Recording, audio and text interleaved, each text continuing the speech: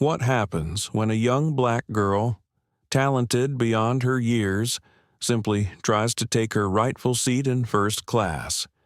Imagine the quiet tension inside a luxury airplane cabin turning into a battlefield of prejudice and power.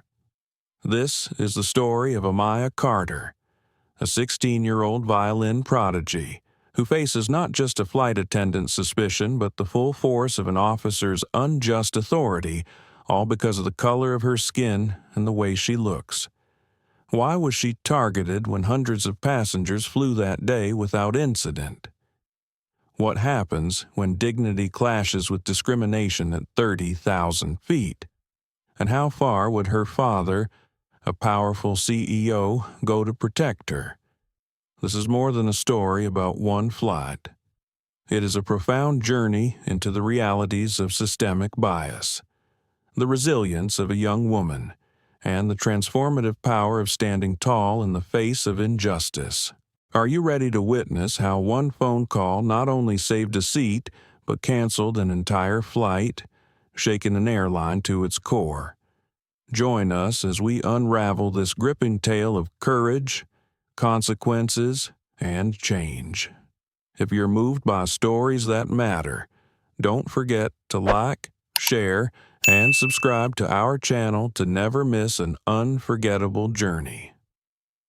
The first-class cabin of Atlas Skies Flight 619 was a sanctuary. Soft ambient lights bathed the leather seats in a gentle glow, and the faint scent of new upholstery mingled with subtle hints of lavender from the cabin's air filtration system. It was a quiet oasis, far removed from the chaotic rush of the terminal at Los Angeles International Airport. Here, passengers sank into wide seats, cradled by plush cushions, with more legroom than most city apartments. Amaya Carter settled into seat 1A with practiced ease. She pulled her burgundy hoodie tighter around her shoulders and adjusted the well-worn backpack by her feet. Inside it, nestled between notebooks and sheet music, was her most prized possession, a slender, black piano keyboard. Compact but with weighted keys, her constant companion on journeys like this. Music was her refuge. It was how she spoke when words failed her. At 16, Amaya was more than just a teenager. She was a young pianist with a promise that stretched far beyond the horizons of this flight. The gentle hum of the engines began as the plane taxied away from the gate. She glanced out the window to see the sprawling LA skyline fade into the distance, a sprawling city of light and noise slipping quietly beneath her. Her heart fluttered with a mix of anticipation and a trace of nervousness. In just a few hours, she would arrive in Munich to take part in one of Europe's most prestigious summer music residencies for young soloists.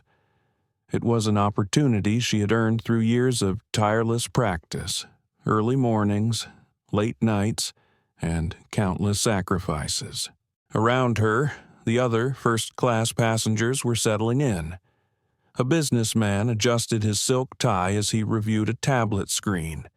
A middle-aged woman reclined behind tinted sunglasses, scrolling through her phone. Yet, for Amaya, the cabin was not just a place of comfort. It was a rare moment of peace before the storm she sometimes felt gathering just beneath the surface of her world. Her hair, styled in neat box braids, caught the soft cabin light. A few silver clasps twinkled like stars threaded through the dark strands. It was a style she cherished, a piece of herself, a silent proclamation of identity and culture. Despite this, she often wondered if people saw past the braids to the person beneath. The world could be unforgiving, and sometimes the weight of others' assumptions pressed heavy against her chest. She pulled out her phone and scrolled through her practice recordings, pausing on a video of her playing Chopin's Nocturne in C-sharp minor. The keys glided beneath her fingers like water, each note a story of quiet resilience and delicate strength. She imagined the residency ahead, late nights filled with music and camaraderie, moments when she would be judged only by her talent, not by her skin or her age. But today, she told herself, today was just the flight. Just as she slipped on her noise-canceling headphones and closed her eyes, a shadow fell across her. The sudden presence made her open her eyes. Standing there was a flight attendant. She was a woman in her late 50s with tightly pinned silver hair and a smile that didn't quite reach her tired eyes. Her name badge read Janice Holloway. "Can I help you?" "Dear." Janice's voice was sweet, almost rehearsed, but there was an unmistakable sharpness beneath the surface.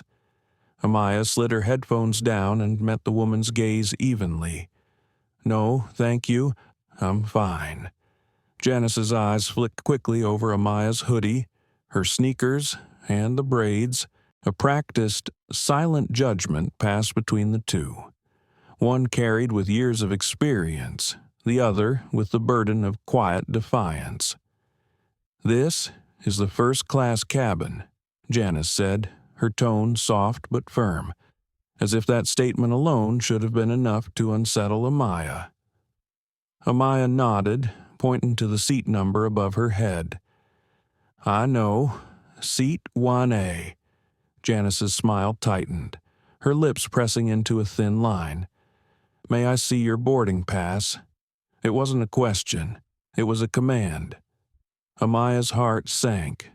She had braced herself for moments like this, rehearsed for them quietly in her mind, but no preparation could erase the sting of being singled out. She reached into her backpack, her fingers steady despite the tightening knot in her stomach.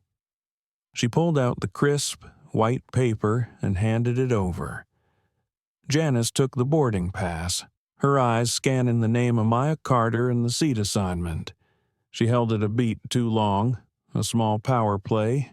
Around them, other passengers continued their routines, but Amaya felt the weight of every glance, every whispered suspicion. "Everything all right?" Amaya asked, her voice calm but firm. She thought of her father's words from countless conversations, "Never let them see you sweat. Your calm is their confusion."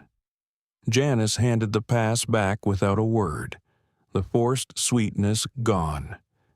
"For now," she said, voice dropping to a warning. "First-class amenities are only for first-class passengers.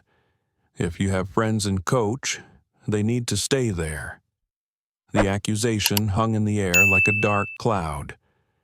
Amaya's throat tightened. She had encountered this kind of quiet hostility before, the subtle, corrosive assumption that she didn't belong in spaces like this. Her mind flashed to moments in classrooms, stores, and auditoriums where she was the only one who looked like her.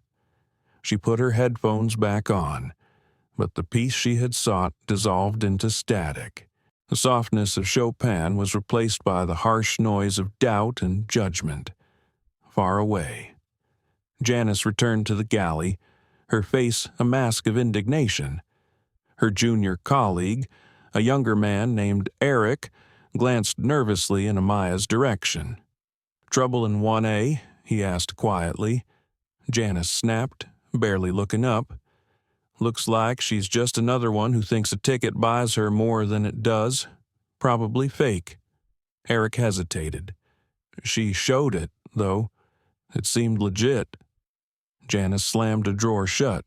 "Doesn't matter. It's the principle. We can't have people like that causing problems. Better to stop it now." Amaya sat silently, listening through her headphones, her mind a whirlwind of emotions, frustration, fear, defiance. She wondered how many times this scene had played out before. How many young people like her had been made to feel invisible or unwelcome. The engine's hum was a reminder that the flight was about to begin. For Amaya, the journey ahead was no longer just across continents, It was into a confrontation with the harsh realities of prejudice and power. The flight had just reached cruising altitude, and the gentle hum of the engines was a steady presence, a mechanical heartbeat beneath the calm of the cabin. Amaya Carter adjusted her seat slightly and took a deep breath. She closed her eyes for a moment, letting the silence wash over her. Music swirled softly in her mind, the notes of a nocturne she had been practicing. It was her safe place, a world where judgment did not exist and where only the sound of the piano mattered. But peace on a plane like this was a fragile thing. It could shatter in an instant. Janice Holloway had not disappeared. Amaya sensed the shadow of the older woman returning before she even looked up. When their eyes met again, Janice's smile was colder this time, sharper, a practiced mask that barely concealed the suspicion beneath. "I just wanted to check in on you." "Dear," Janice said, her tone syrupy but with a bite. "Are you comfortable enough? Do you need anything?" Amaya removed her headphones slowly. "No, thank you. I'm fine." Janice's gaze flickered again, this time with an edge of disbelief. She looked Amaya up and down, the worn sneakers, the hoodie that was not designer but well cared for, the silver clasps in her hair. To Janice, these were clues, evidence that this young woman had no real business here. "First class is for first-class passengers," Janice said, emphasizing the words as if reciting a sacred mantra. "Some people don't quite understand that." Amaya's lips pressed together, but her voice was steady. "I understand perfectly. This is my seat." Janice's eyes narrowed. "I just want to make sure there are no mistakes. Sometimes people try to upgrade without paying the proper fare." Amaya's mind raced. She had heard the whispers and seen the sideways glances all her life.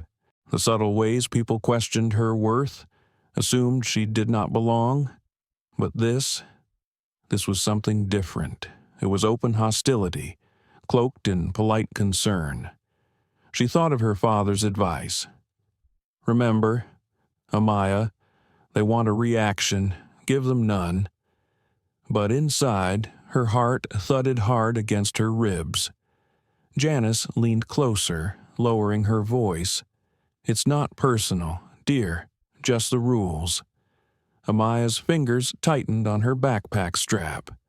"I have a boarding pass. You can verify it." Janice smirked, then stepped back as if that admission ended the conversation. But it had only just begun. Across the aisle, Amaya noticed other passengers watching, some with curiosity, others with thinly veiled judgment. None spoke up yet. The silence was a heavy weight. The flight attendant's gaze was sharp when she took Amaya's boarding pass again. The paper felt like a fragile shield in Amaya's hand. Janice's eyes scanned it slowly, deliberately, as if searching for a flaw. Then she held it a beat longer than necessary, letting the tension build. Amaya forced herself to breathe slowly, counting silently to 10, grounding herself in the moment. "You realize," Janice said finally, voice loud enough for nearby passengers to hear, "that these tickets can sometimes be forged. We have to keep the cabin safe." Amaya's jaw tightened. The implication was clear and painful. She was being accused of deceit, of pretending to belong. "Are you accusing me of lying?" Amaya asked quietly but firmly. Janice shrugged with practiced indifference. "Just doing my job." Around them, murmurs started to ripple through the cabin. A man with silver hair shifted in his seat, eyes narrowing. A woman with pearl earrings pulled her shawl tighter. Amaya felt the eyes piercing through her, dissecting her. Was this what it felt like to be constantly under suspicion, to have every movement, every word, judged not on merit but on color and appearance? She glanced at the window, the sky darkening as the plane crossed time zones. A storm of doubt and anger churned inside her, but she swallowed it back down. She would not give them the satisfaction of watching her falter. Her mind replayed the countless times she had been told she was too loud, too aggressive, too much or too little. The times she had been invisible, and the times she had been a target. Janice turned sharply and walked away, her heels clicking against the aisle floor. Amaya exhaled a breath she didn't realize she'd been holding, but the relief was fleeting. Moments later, Janice returned with a younger flight attendant named Eric, a man in his late 20s with a hesitant smile. He looked at Amaya with a mixture of sympathy and uncertainty. "Is there really a problem?" Eric asked softly. Janice's voice lowered but remained firm. "She's a risk. I don't trust that ticket. I've seen people try this before tickets that aren't real. We can't let it slide." Eric looked at Amaya, who met his gaze squarely. "She showed me her boarding pass. It looked legitimate." Janice's eyes flashed with impatience. "It's not about what you see. It's about what we can control. This is the first-class cabin. We set the tone." Amaya's chest tightened. "So you're saying I'm a problem before I even say a word?" Janice did not answer. Instead, she turned and strode toward the galley, leaving Eric behind, clearly uncomfortable. Amaya sat back in her seat, the weight of the moment settling heavily over her. The headphones felt heavier now, a barrier she wished she could raise to keep the world at bay. Inside, her thoughts tumbled, a storm of frustration and fear mingling with a quiet but fierce resolve. Why did she have to prove herself over and over again? Why did the world judge her by the box braids and hoodie, not by her talent or her ticket? She remembered her father's voice, calm and steady over the phone. "You have to be stronger than the noise. They will try to break you, but you will not let them." Her fingers brushed the edge of her backpack.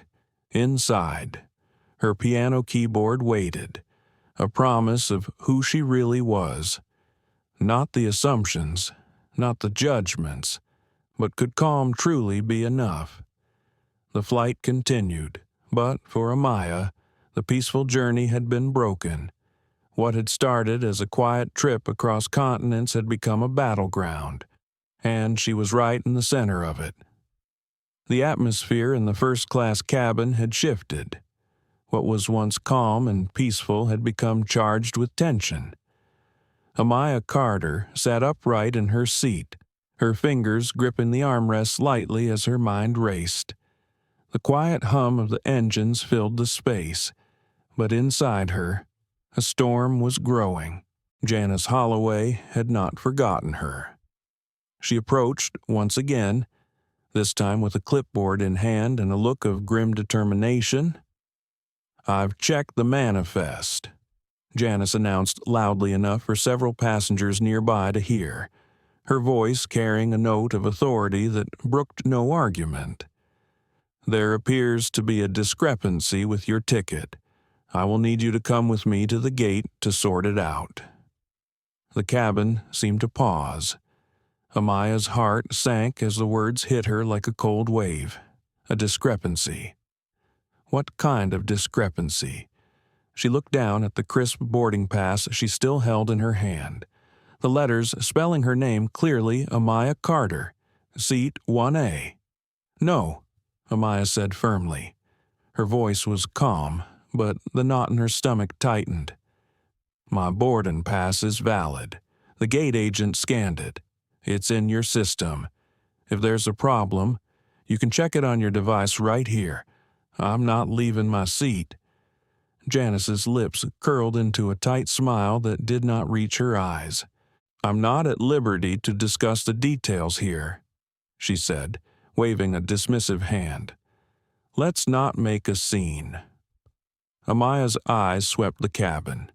A few passengers were watching now, some with curiosity, others with thinly veiled judgment. She could feel the weight of their stares like a physical force. Across the aisle, a man in a crisp suit leaned forward, his brows furrowed. Amaya recognized him as one of the passengers who had been quietly observing the exchange. He was a lawyer named David Harlan, someone she had noticed boarding earlier. His presence was a small comfort. Janice took a step back, signaling that she had made her point, but Amaya was not finished. "Officer," Amaya said softly, "I have shown my boarding pass multiple times. You can verify everything on your own system." Janice's eyes flashed. "Young lady, you're interfering with the duties of the flight crew. That is a federal offense. I am asking you one more time to come with me." Amaya's pulse quickened, but her voice did not waver. "No." The cabin now hummed with quiet whispers. Someone several rows back had discreetly started recording the scene on a phone. Amaya had seen this before, moments captured and shared without context, sometimes weaponized against the subject, but she could not worry about that now. Janice's face flushed red with anger. She turned sharply and strode toward the cockpit. Before Amaya could process the moment, Janice's voice hissed sharply as she spoke into the radio. "Get me airport police. There's a passenger refusing to comply with crew instructions and occupying a seat that isn't hers." Amaya felt a cold shock course through her. The situation was escalating faster than she had anticipated. She glanced toward the cockpit door, the eyes of the cabin now fixed on her like a spotlight. Minutes later, two uniformed officers appeared at the entrance to first class. One was a younger man, hesitant and cautious. The other was older, with a weathered face and a thick mustache. His eyes held the tired skepticism of a man who had seen too much. This was Sergeant Brian Mercer. 3 years from retirement, Mercer had grown cynical over decades in law enforcement. His mind was already made up before he even laid eyes on Amaya. She was young, she was black, she looked out of place. He did not see a gifted pianist or a passenger with a valid ticket.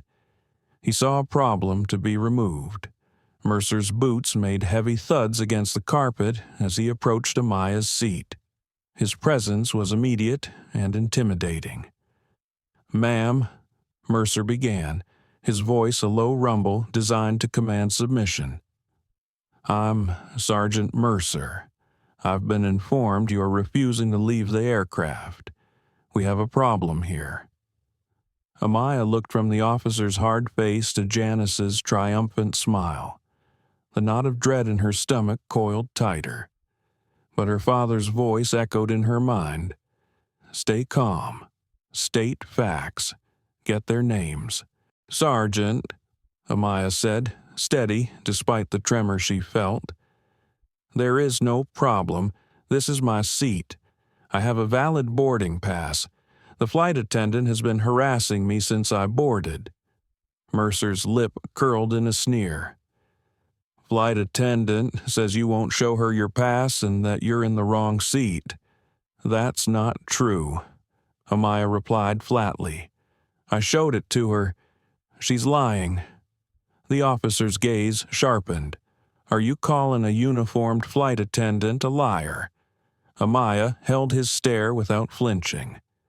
From seat 1C, David Harlan, the lawyer, spoke up in a calm, authoritative tone. "Officer, with all due respect, the young lady is correct. I saw her show the boarding pass. The attendant's behavior has been unnecessarily antagonistic. Mercer shot a withering look toward Harlan. "This does not concern you, sir. Please stay out of official business."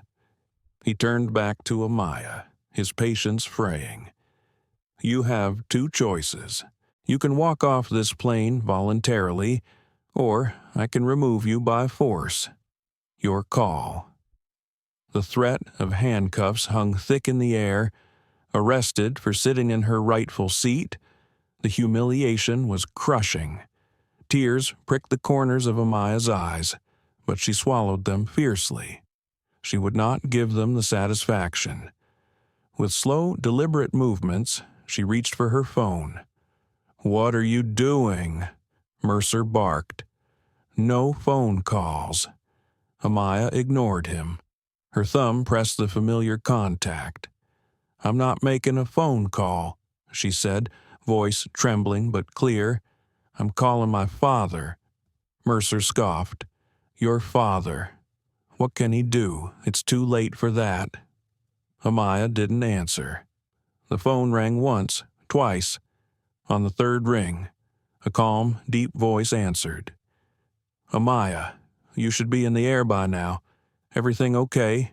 It was Nathaniel Carter, her father, CEO of a multinational logistics company, a man who wielded power quietly but decisively.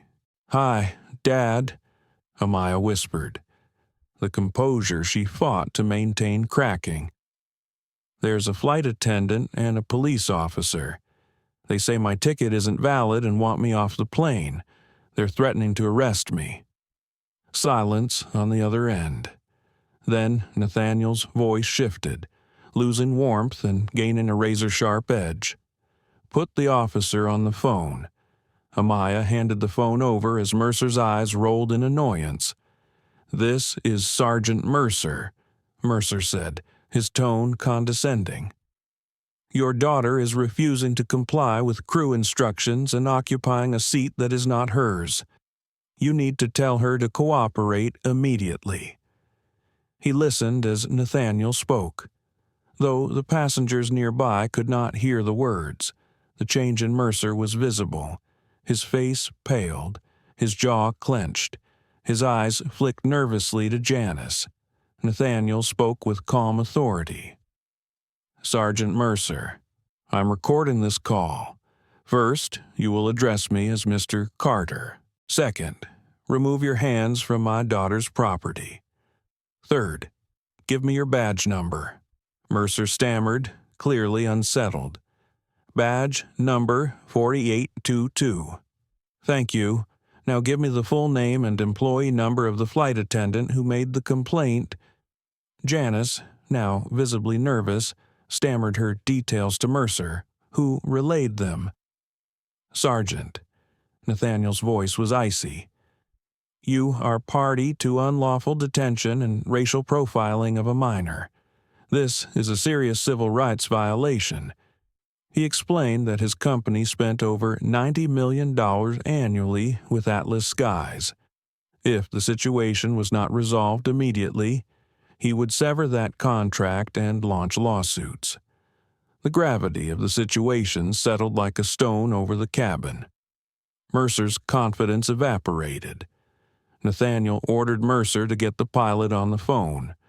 Mercer, flustered and sweating, retreated toward the cockpit, handing the phone to Captain Luis Mendoza. The captain listened, his expression darkening with each passing second. Captain Luis Mendoza held the phone tightly, his sharp eyes reflecting a growing concern. He was a man of discipline and calm, with more than 25 years of experience in the cockpit. The commotion in the cabin was no small matter, and now, hearing the voice on the other end, Nathaniel Carter, one of the world's most influential CEOs, brought the situation into a new and serious light. "This is Captain Mendoza," he said solemnly into the phone. "I understand the situation. Mr. Carter, I apologize for the disruption. Please allow me to handle this directly." Nathaniel's voice was steady and unwavering. "Captain, The treatment of my daughter is unacceptable. This situation must be resolved immediately, and any false accusations withdrawn. I expect a full explanation when the flight lands." Captain Mendoza nodded, even though Nathaniel could not see him. "Understood, sir." He ended the call and turned to Sergeant Mercer. The man looked pale and defeated. "Officer, your presence is no longer required on this aircraft. Please leave the plane immediately," the captain said firmly. Mercer's shoulders slumped. The authority he wielded so easily moments ago had evaporated under the weight of that voice.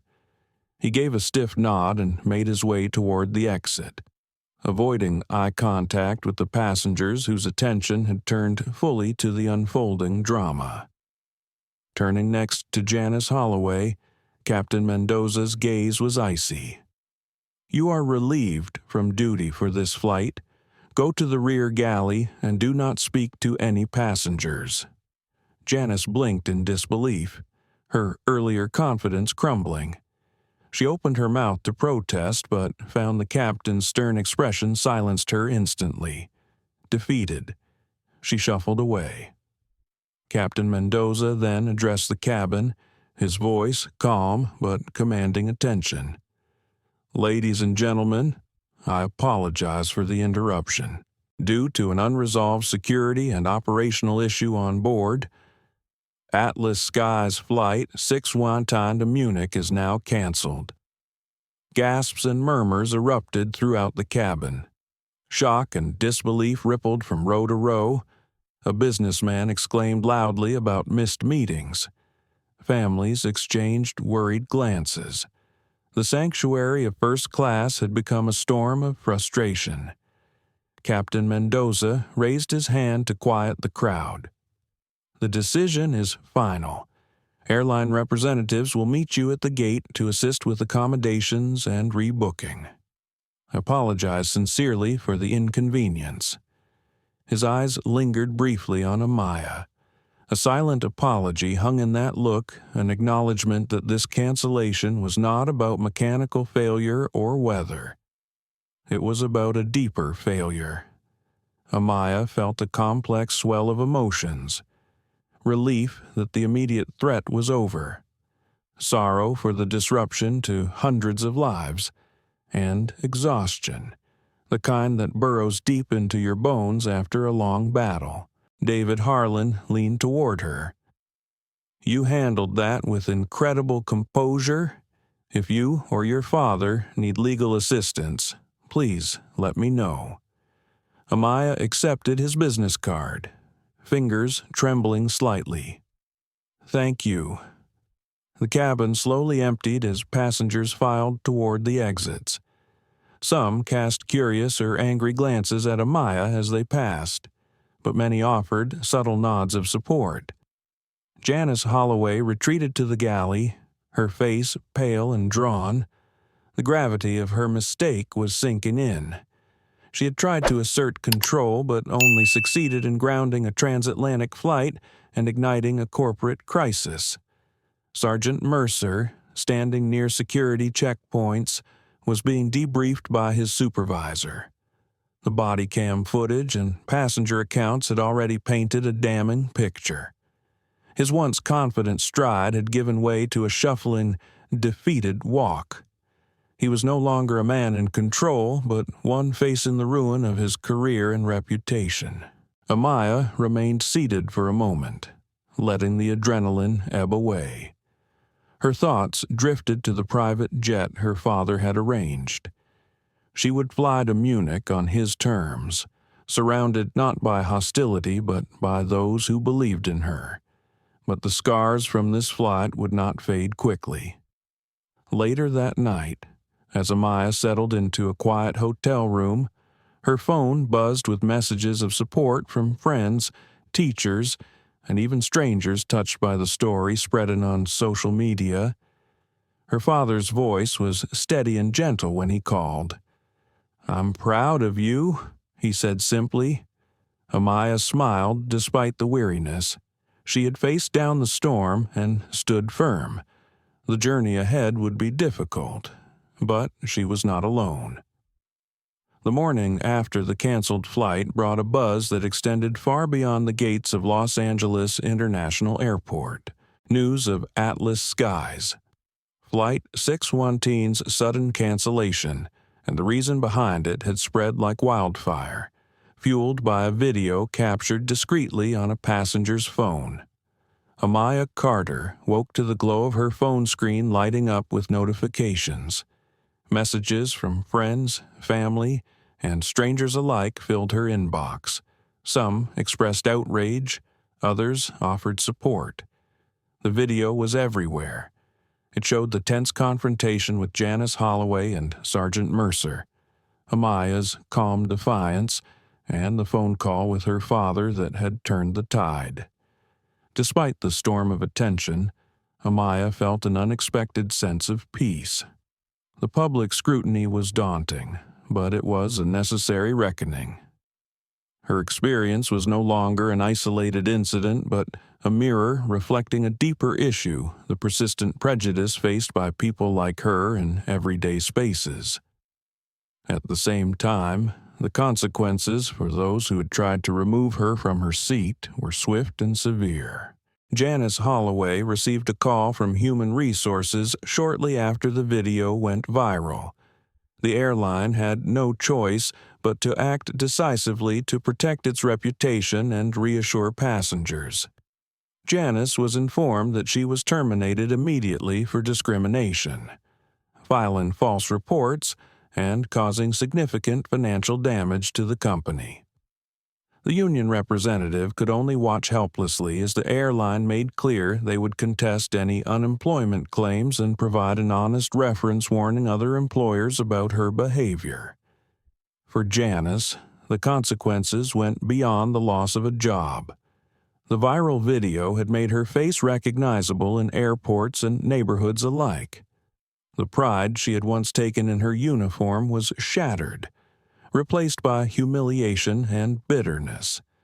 She saw herself as a victim of a world gone too sensitive, unable to acknowledge the prejudice that had fueled her actions. Sergeant Brian Mercer faced an even harsher fallout. Internal affairs investigations swiftly confirmed the events, as seen in the body cam footage and passenger testimonies. His dismissive tone, refusal to listen, and unjustified threats were damning. Mercer was placed on unpaid administrative leave immediately. His badge and firearm were confiscated.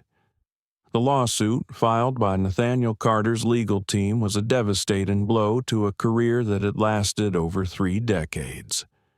The settlement forced him into early retirement with a drastically reduced pension. The wife who had once admired him was horrified by the footage. Their marriage, already strained by years of bitterness and cynicism, collapsed under the weight of his actions. Mercer moved to a small apartment in a quiet New Jersey suburb. His days marked by monotony and reflection. It was the starkest of reckonings. The loss of identity that comes when the world you built suddenly crumbles. One day, while watching a news segment about Atlas Sky's donation to civil rights organizations, Mercer saw Amaya's smiling face on the screen. For the first time, he did not see a problem. He saw a talented young woman whose life he had tried to unravel. The guilt was a heavy burden, a poison that no settlement could wash away. Mercer began therapy, confronting the deep-seated prejudices he had carried for decades. His journey was painful and slow, the hardest kind of growth. Meanwhile, Nathaniel Carter was already turning the incident into a force for change. The $90 million contract with Atlas Skies was terminated effective immediately. But Nathaniel was not content with mere retribution. He saw an opportunity to create something lasting, a legacy born from injustice. He and Amaya discussed creating an initiative, a foundation to provide legal resources for travelers facing discrimination and scholarships for young artists from marginalized communities. They called it the 1A Project, reclaiming the seat where Amaya had been challenged. The initiative's dual mission was clear: to fight discrimination where it happened and to empower those who could carry the torch of change through art and culture. The airline itself faced a reckoning. CEO Marcus Donnelly personally issued a public apology and promised a top-to-bottom review of training programs focused on unconscious bias and conflict de-escalation. Atlas Skies pledged a multi-million-dollar donation to civil rights legal defense funds, a step toward rebuilding trust with communities it had alienated. The ripple effect reached far beyond the airline industry. Conversations about racial profiling, power dynamics, and accountability gained renewed urgency across corporate America. Amaya, despite the exhaustion, felt a sense of purpose she had never known before. The private jet her father had arranged brought her safely to Munich. But it was the journey ahead, both musical and personal, that truly mattered. Her first recital at the residency was a quiet triumph. The notes of a challenging sonata echoed through the concert hall, each phrase imbued with the fire of someone who had faced down injustice and refused to be broken. Standing backstage, Amaya felt a gentle hand on her shoulder. It was her mentor, Maestro Lindstrom, who whispered, "Your music tells a story, Amaya, one that the world needs to hear." And for the first time in weeks, Amaya smiled without reservation. Amaya Carter's arrival in Munich was unlike any journey she had experienced before. The private jet, a symbol of her father's power and protection, was a gilded cage, in some ways luxurious, safe, but isolating. As she stepped onto the tarmac and into the cool autumn air, she felt a mixture of relief and exhaustion. The storm of the past days still lingered in her mind, but here, in this new city, a fresh chapter was beginning. The residency was everything Amaya had dreamed of and more, surrounded by talented peers from around the world, judged not by their backgrounds, but by the passion in their playing. She found herself healing through music. The intense practice sessions, the late-night rehearsals, the shared excitement before performances, it was a world where her spirit could breathe. Yet, even in this oasis, her thoughts often drifted back to the events on the plane. She wondered about Janice Holloway and Sergeant Mercer. What would become of them? Could they ever understand the pain they caused? Nathaniel Carter's voice on the phone was a constant source of comfort.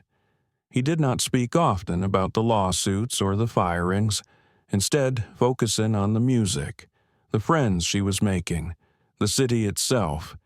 "You are more than what happened, Amaya," he reminded her gently during one call. "You are strength, and you will build something better." One evening, after a long day of rehearsals, Amaya sat alone in her small apartment. The city lights twinkled beyond the window, and the quiet hum of life below seemed distant. She opened the letter she had received a few days earlier, a letter from Sergeant Mercer. It was an apology, a confession of failure and regret. Mercer admitted he had seen her not as a person, but as a stereotype. He acknowledged her courage and strength and expressed deep remorse for his actions. Amaya read the letter once, her expression unreadable. She folded it carefully and set it aside.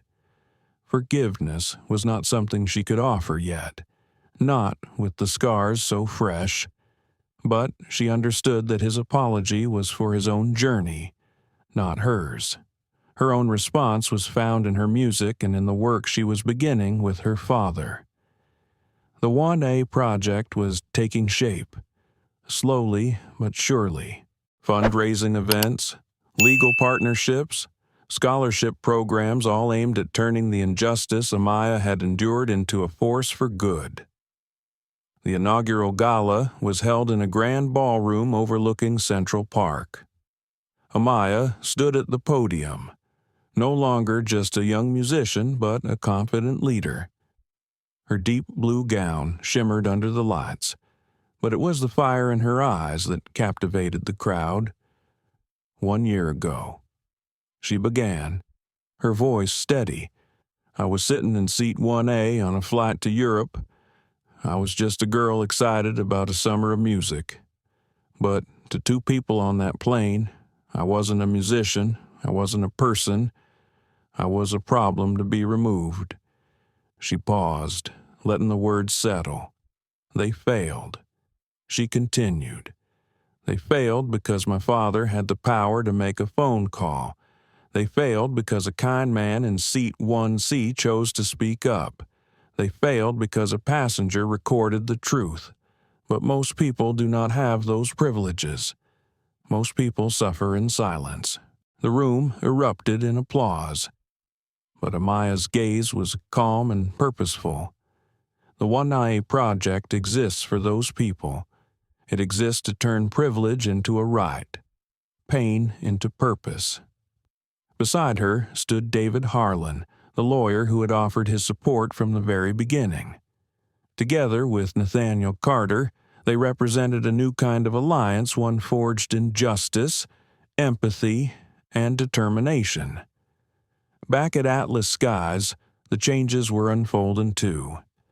Marcus Donnelly, the CEO, had taken personal responsibility for the failures of his airline. The new training programs emphasized dignity and service, focusing on recognizing unconscious bias and managing conflict with compassion. Though the company would never regain the lucrative contract with Carter's corporation, the leadership hoped to rebuild trust, one flight at a time. Janice Holloway's life had become a series of closed doors, unable to find work in her industry. She had taken a job stocking shelves at a convenience store. Her bitterness was palpable. She believed herself a victim of political correctness and a changing world she did not understand. Her downfall was a cautionary tale whispered in airline break rooms, a reminder that uniforms carry responsibility, not entitlement. Sergeant Mercer's journey was more private, but no less profound. Therapy sessions forced him to confront the cynicism that had corroded his soul. He learned that his bitterness was not wisdom, but poison. One assignment was to write a letter of amends to Amaya. It was a painstaking process, requiring him to face the truth he had long ignored.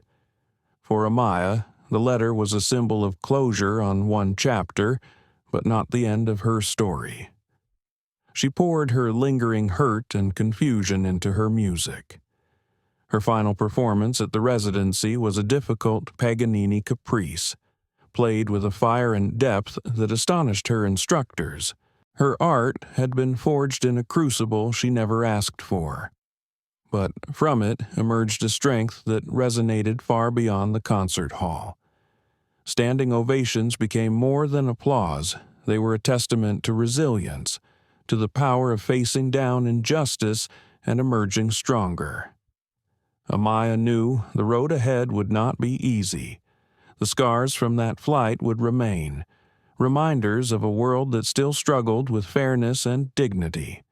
But she also knew that her voice, both spoken and musical, could make a difference. And she was ready. Back in Los Angeles, the fallout from the Flight 619 incident continued to reverberate through boardrooms, courtrooms, and newsrooms. For Nathaniel Carter, the father of Amaya Carter, the battle was far from over. His call to sever the $90 million contract with Atlas Skies was only the first salvo in what would become a comprehensive campaign to hold institutions accountable for systemic discrimination. His legal team, led by David Harlan, prepared a multifaceted lawsuit. the complaint named Atlas Skies, the Port Authority Police Department, and individuals including Sergeant Brian Mercer. It cited violations of civil rights, unlawful detention, and racial profiling under Section 1983 of the U.S. Code, a powerful legal provision allowing citizens to sue government officials for depriving them of constitutional rights. The legal pressure was immense. The airline faced not only the loss of a major corporate client, but also a public relations crisis that threatened to erode trust with thousands of customers. CEO Marcus Donnelly knew the stakes. He had weathered business storms before, but this was different.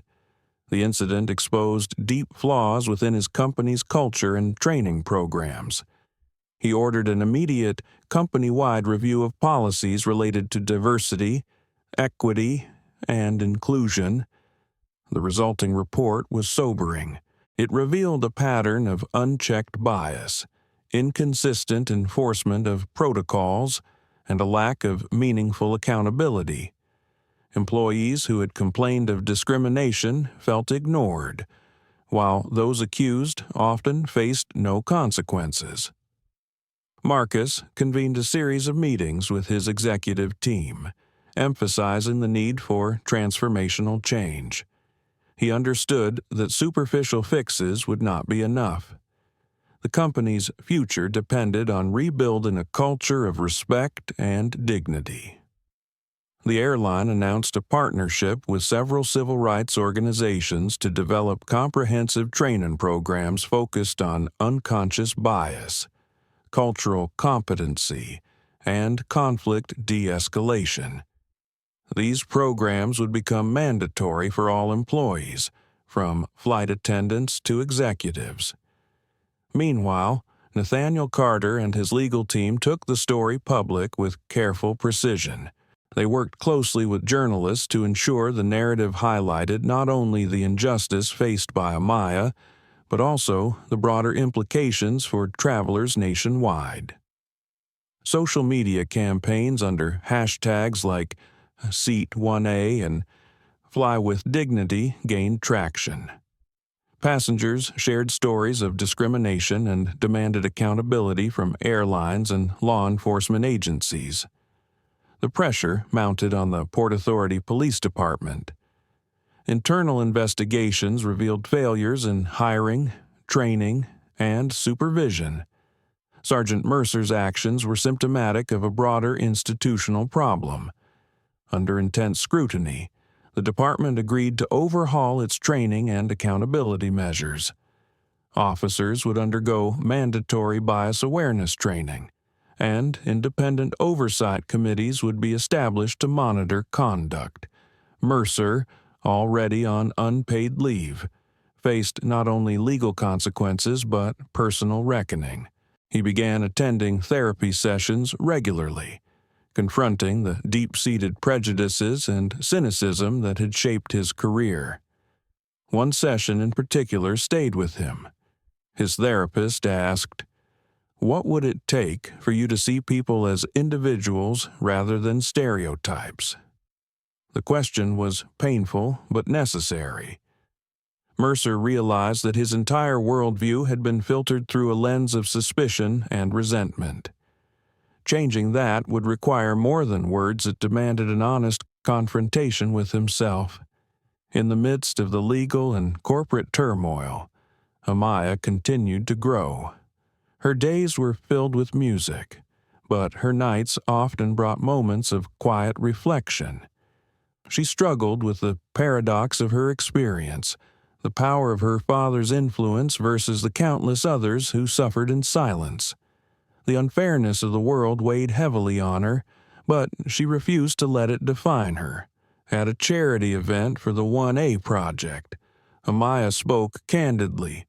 Our society often teaches us to stay silent in the face of injustice. But silence is complicity. Change comes from courage standing up, speaking out, and demanding better. Her words resonated deeply with the audience. Young artists, activists, and community leaders pledged their support. Amaya found strength in these connections. She realized that her story was not just about one flight or one moment, but part of a larger movement toward equity and respect. Back at Atlas Skies, the company's renewed commitment to change was visible but imperfect. Some employees resisted the new training, clinging to old attitudes.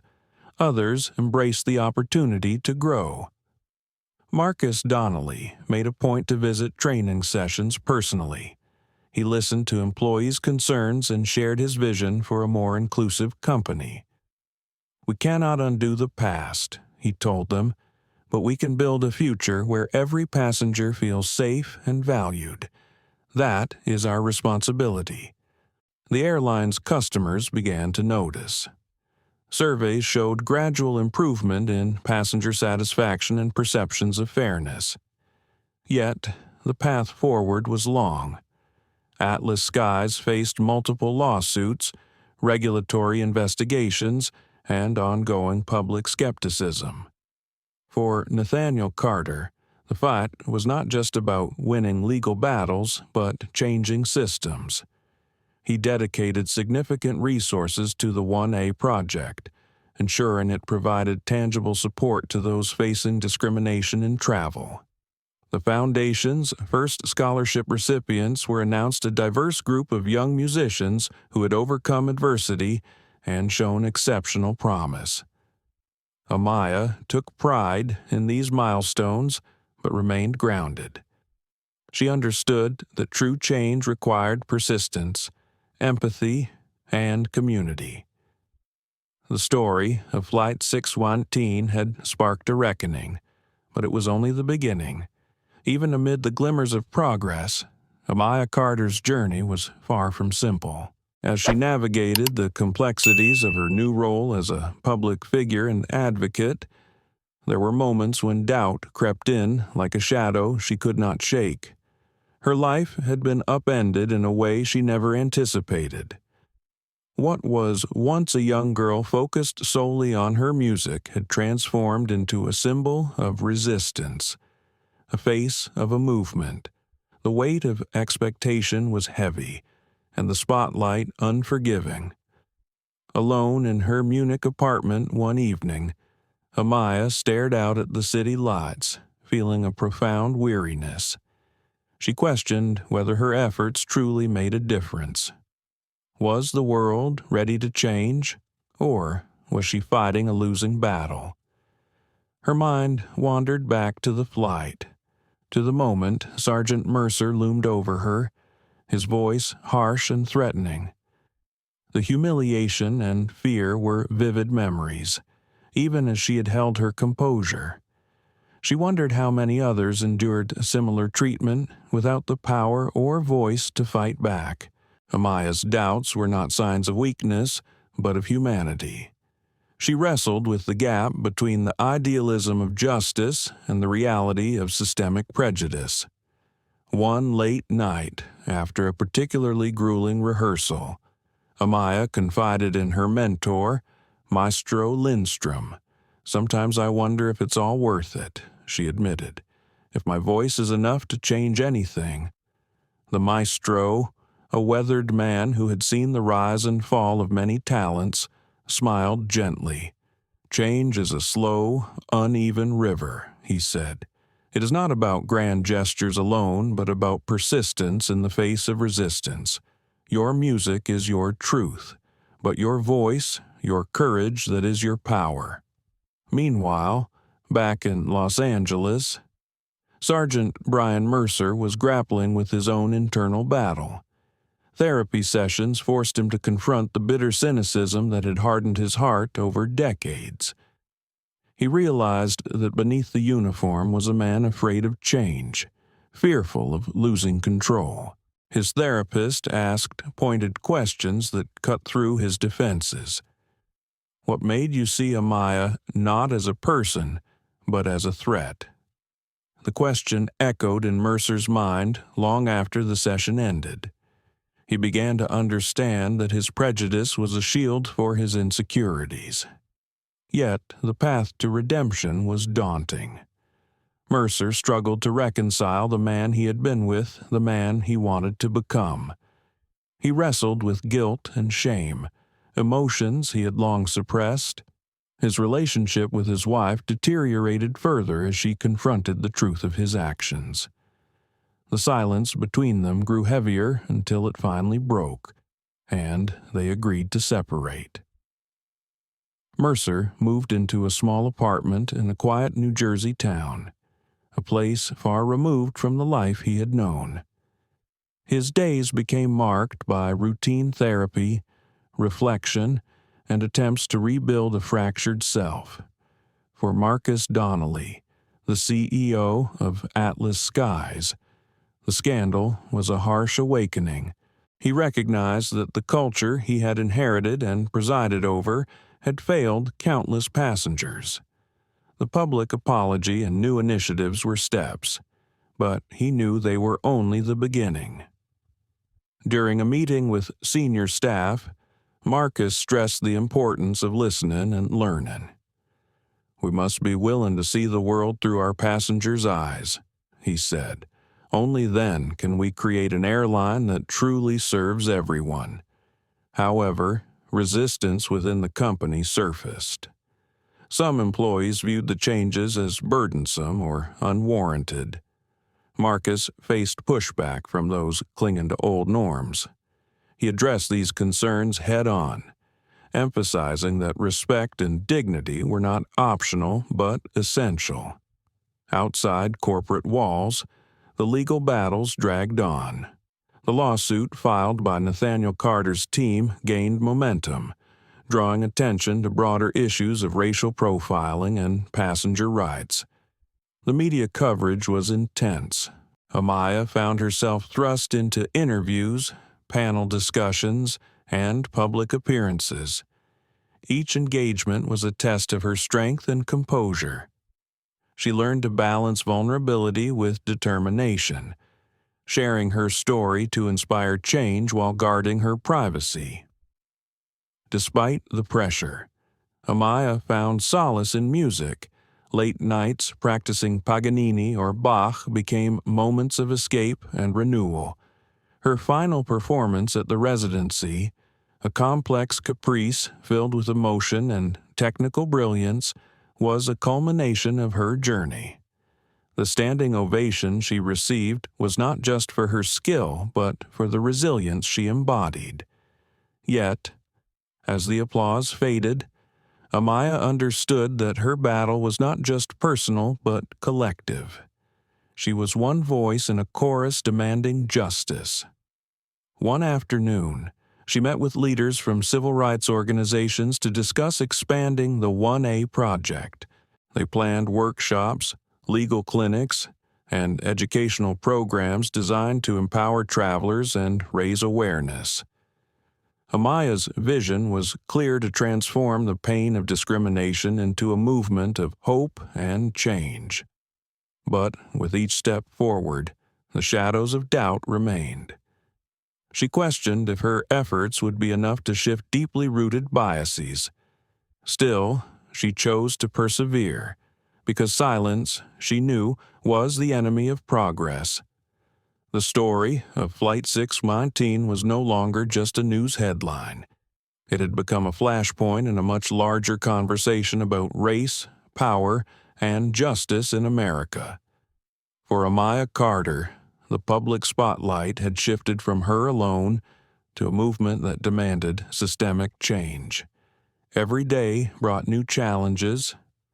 Social media was a double-edged sword, a platform for advocacy, but also a battleground of criticism and vitriol.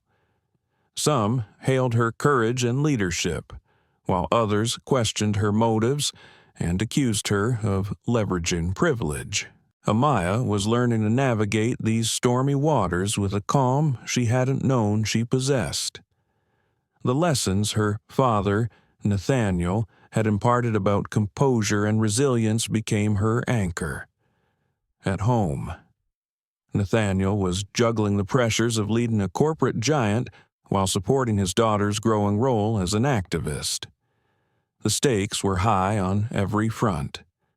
One afternoon, Nathaniel sat in his high-rise office overlooking downtown Los Angeles, speaking with his legal team.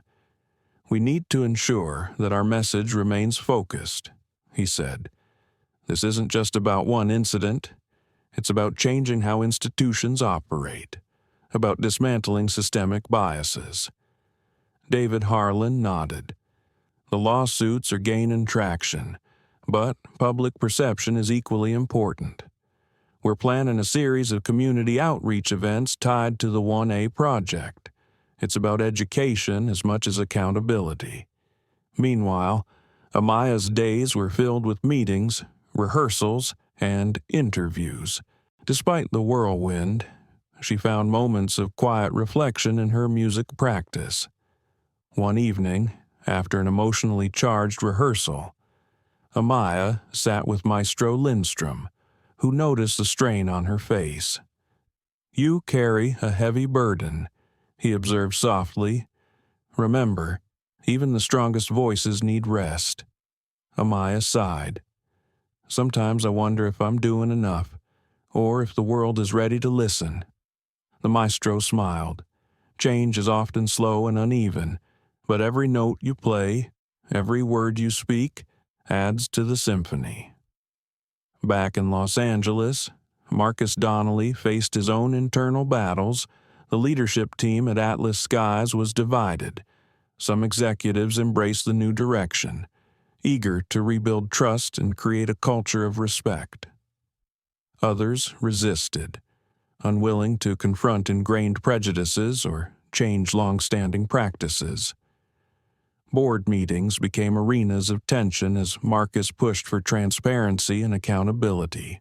One particularly heated session left Marcus drained but more determined. "We either lead this change or fall behind," he told his team.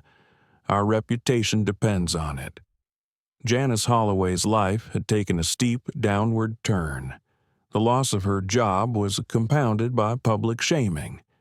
She struggled with bitterness, convinced she was a casualty of political correctness. Her refusal to acknowledge the prejudice that fueled her actions isolated her further. Friends distanced themselves, and opportunities vanished. Sergeant Brian Mercer's journey was more introspective.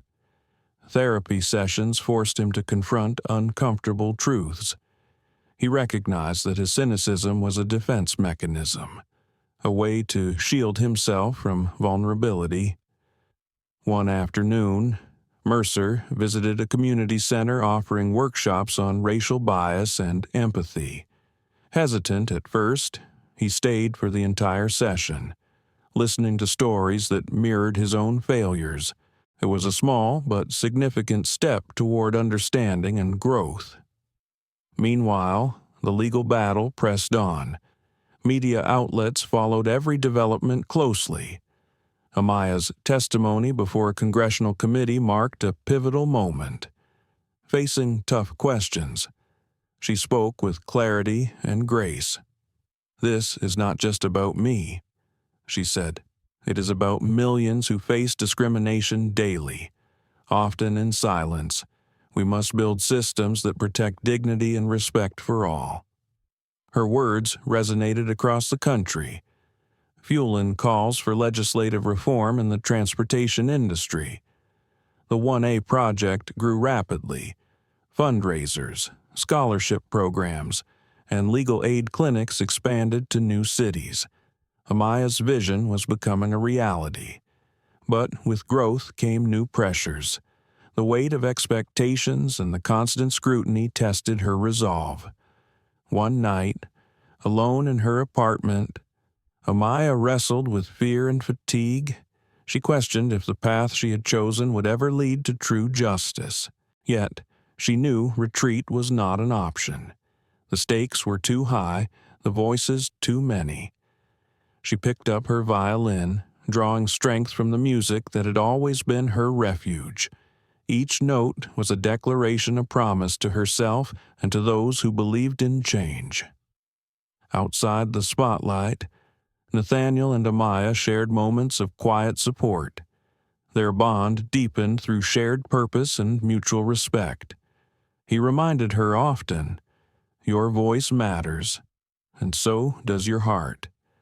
Amaya held on to those words, ready to face whatever battles lay ahead. The weeks following Amaya Carter's congressional testimony were a whirlwind of activity. She found herself at the center of a storm, both invigorating and exhausting. Every day seemed to bring new challenges and heightened expectations, from the media to community leaders and lawmakers. One afternoon, during a panel discussion in Washington, D.C., Amaya faced a room full of skeptical faces. The question was sharp and direct. "Do you really believe your experience is representative? Isn't this just an isolated incident blown out of proportion?" Amaya took a steady breath. Her voice was calm but unwavering. "No, my experience is not unique. It is a symptom of a systemic problem. Too many travelers, especially people of color, face discrimination that goes unchallenged. This is about dignity, fairness, and accountability." The audience was silent for a moment before applause broke out. But Amaya knew that change was never easy. Behind the scenes, powerful interests resisted reform, fearing disruption to established systems. Back in Los Angeles, Atlas Skies was feeling the heat. Marcus Donnelly convened a crisis meeting with his executive team. The lawsuits, the bad press, and the growing public outcry were threatening the company's future. "We must act decisively," Marcus said. "This is about more than just damage control. It is about redefining who we are." But old habits died hard.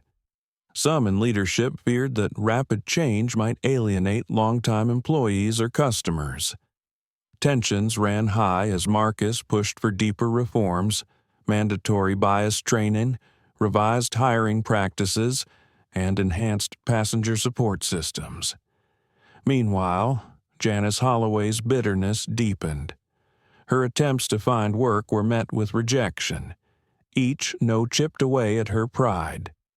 She blamed the world for her downfall and refused to see her own role in the events. One evening, alone in her small apartment, Janice stared at the uniform she had packed away. It was a symbol of a career she no longer had and a power she once wielded with arrogance. Sergeant Brian Mercer, on the other hand, faced a quieter but no less painful reckoning. Therapy had become a lifeline.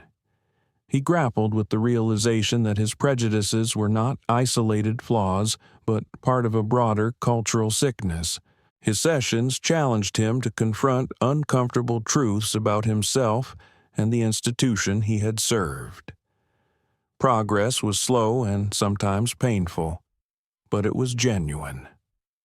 One breakthrough came during a group therapy session where he heard stories from people he had once judged. Their pain and resilience pierced through his defenses.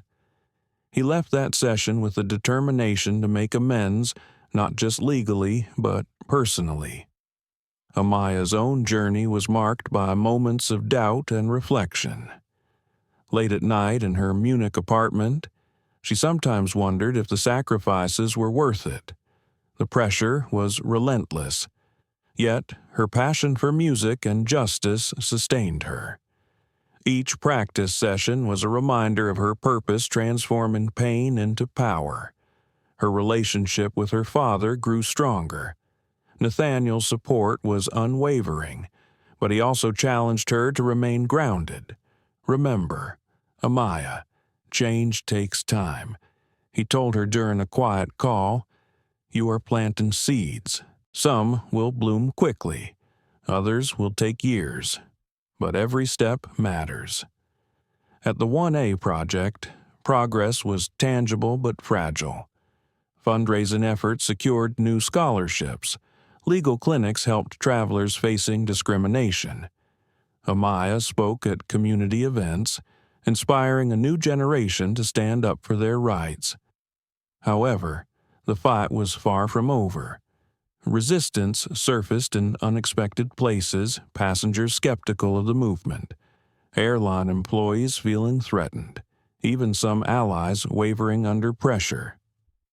One night, after a long day of meetings, Amaya received a message that shook her. A social media post from an anonymous account accused her of exploiting her father's wealth for personal gain. The backlash was swift and harsh. Trolls flooded her feeds with insults and false accusations. The emotional toll was heavy. She confided in Maestro Lindstrom, who reminded her that every leader faces critics. "Your strength is in your truth," he said.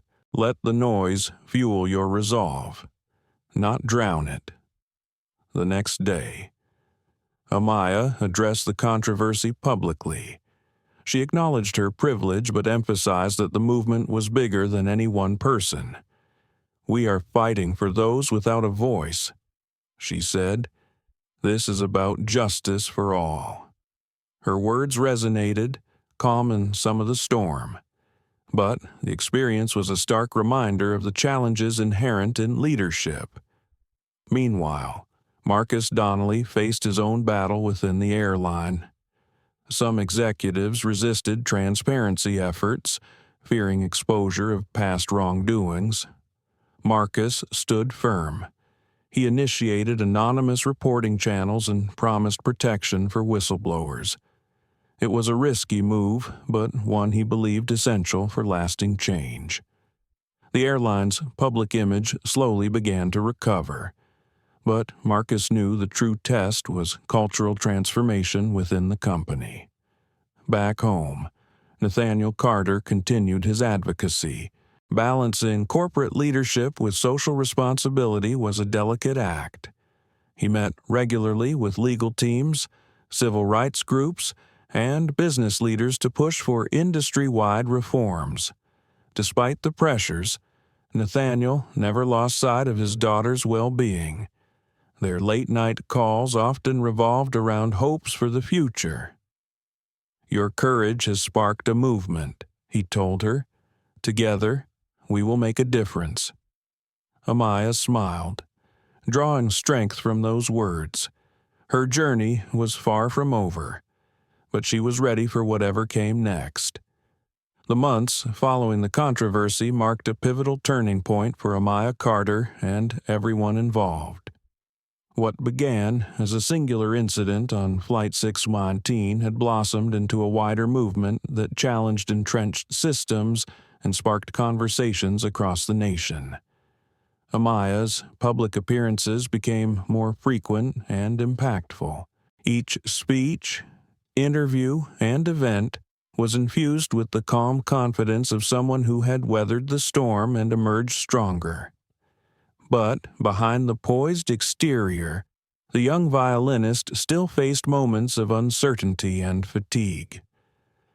One evening, after a gala fundraiser for the 1A project, Amaya sat quietly in a corner of the ballroom, a glass of water resting untouched on the table.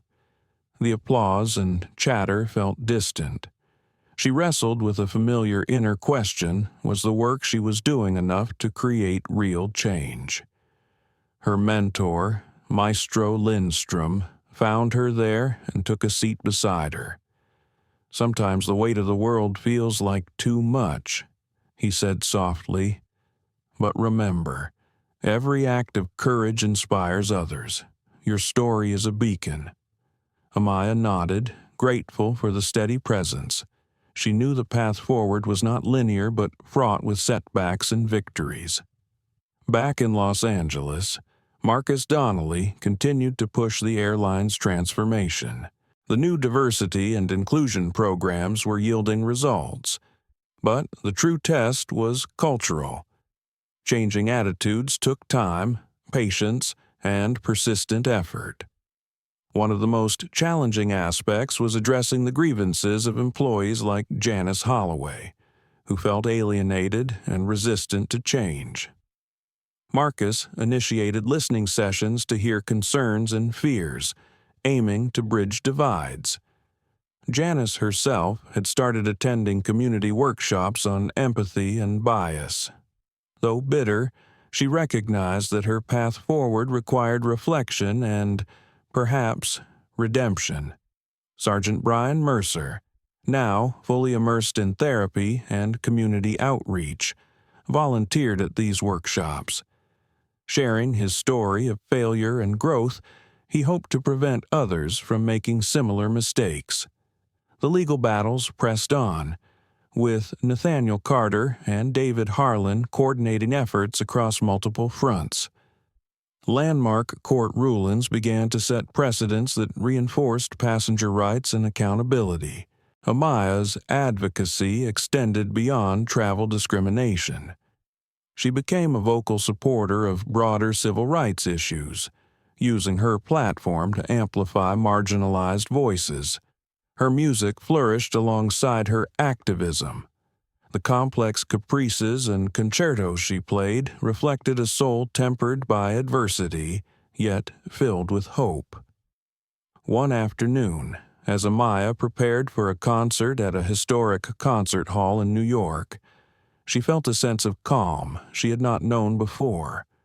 The journey had transformed her not just as a musician but as a person. Her father, Nathaniel, attended the performance, pride shining in his eyes. Their shared journey from pain to purpose had forged an unbreakable bond. After the concert, Amaya addressed the audience. "This music is my voice when words fall short," she said.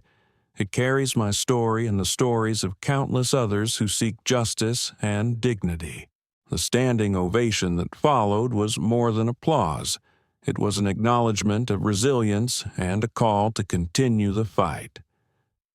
As the seasons changed, the 1A project expanded its reach, partnering with schools, community centers, and legal organizations nationwide. Scholarships awarded to young musicians from marginalized communities began to multiply, each recipient a testament to hope and opportunity. Amaya often met with these scholars, sharing her experiences and encouraging them to use their talents for change. Her journey had come full circle from a young girl fighting for her rightful seat to a leader inspiring a generation. Meanwhile, Marcus Donnelly watched as Atlas Skies slowly transformed. The airline's reputation, once tarnished, was rebuilding. But Marcus knew the real victory was in changing hearts and minds. One day, during a company-wide meeting, he shared a message that resonated deeply. "We are not defined by our mistakes, but by how we learn and grow. Our commitment to respect and dignity is what will carry us forward." The road was far from over, but the momentum was undeniable. Sergeant Mercer's letter of apology, once set aside by Amaya, became a symbol of accountability. While she never responded, the act of acknowledgement was significant. It marked a shift from silence to responsibility, a rare and vital step toward healing. Janice Holloway, still grappling with her own demons, began volunteering with local youth programs. Though her past mistakes lingered, she sought a way to give back and find meaning beyond bitterness. For Nathaniel Carter, the incident that had upended his family became a catalyst for corporate responsibility and social change. His leadership balanced the demands of business with a deep commitment to justice. Together with Amaya and David Harlan, he envisioned a future where stories like theirs would become relics of a less just past. One crisp autumn morning, as Amaya walked through Central Park, she felt the weight of the history and possibility. The journey had been long and arduous, filled with pain and triumph, but she knew that the fight for dignity, fairness, and justice was ongoing. Her voice, her music, and her resolve would continue to echo, lighting the way for others. The first anniversary of Flight 619 marked not only a time of reflection, but a celebration of transformation. For Amaya Carter, her family, and everyone touched by the incident, it was a moment to honor the journey from pain to purpose. The 1A Project hosted a gala in downtown Los Angeles. The ballroom was filled with supporters, artists, legal advocates, and community leaders, all united by a shared vision of justice and dignity. Amaya stood on the stage, dressed in an elegant navy gown that shimmered softly under the lights. Her violin rested beside her, a symbol of the journey she had traveled. She took a deep breath and looked out at the crowd. Her voice was steady and filled with quiet strength. 1 year ago, I sat in seat 1A on a flight that changed my life. What I experienced was more than an injustice. It was a call to action. She spoke of the power of resilience, the importance of standing firm in the face of adversity, and the need to lift up those without a voice. We are here not just to celebrate progress, but to commit to the work ahead. The 1A Project is a promise that no one should face discrimination or humiliation when simply trying to live their lives. The audience erupted in applause, faces lit with hope and determination. Behind the scenes, Nathaniel Carter watched with pride. His daughter had blossomed into a leader far beyond what he had imagined. The gala announced new scholarships, expanded legal clinics, and partnerships with schools across the country. Each initiative aimed to break down barriers and build a more equitable future. Marcus Donnelly, the CEO of Atlas Skies, was also present. His company had become a model for reform in the aviation industry. The cultural shifts within his airline were ongoing but undeniable.